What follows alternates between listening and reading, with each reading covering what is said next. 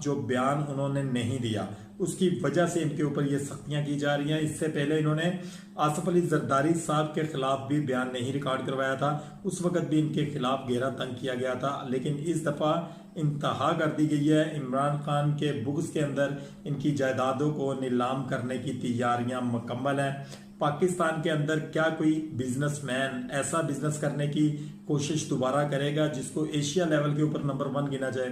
जैसे कि बहरिया टाउन पूरे एशिया के अंदर पहली सोसाइटी है जो इतने वसी पैमाने पर बनाई गई है, और उसका जो नज्म जब्त है उसके अंदर भी बहुत ज्यादा रख रखाव था। जिस वक्त तक मलक रियाज साहब यहाँ पर मौजूद थे, उनकी सिक्योरिटी, उनका जो सिस्टम था वो एक माना ताना सिस्टम था। पूरे एशिया की प्रॉपर्टीज, यानी कि जो ये इन्होंने सोसाइटी बनाई हुई है बैरिया टाउन, ये पूरे एशिया की सबसे बड़ी सोसाइटी है।